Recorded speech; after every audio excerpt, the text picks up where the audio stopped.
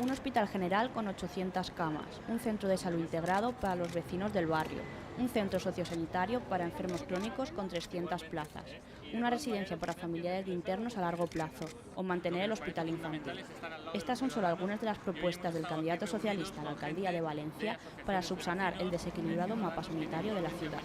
Aquí debería haber un hospital general de la ciudad con aproximadamente 800 camas. Recuerden que nuestra comunidad está a la cola de España en camas hospitalarias por habitante y por lo tanto esa necesidad en nuestra ciudad existe claramente. En segundo lugar, queremos aquí también un centro de salud integrado para los vecinos del barrio. Además de esto, queremos un centro sociosanitario para enfermos crónicos con aproximadamente 300 camas.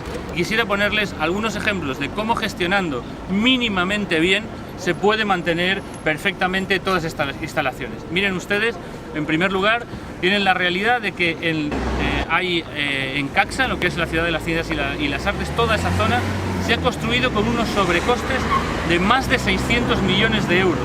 Más de 600 millones de euros, y así lo refleja la sindicatura de cuentas. Y con esos sobrecostes, por ejemplo, les podemos decir que podrían perfectamente construirse 5 o 6 hospitales como este que tenemos aquí. Después de la reunión que ha mantenido con diferentes asociaciones de vecinos, se ha trasladado en autobús hasta la Nueva Fe para denunciar la falta de conexiones existentes entre la zona norte de la ciudad y el nuevo hospital.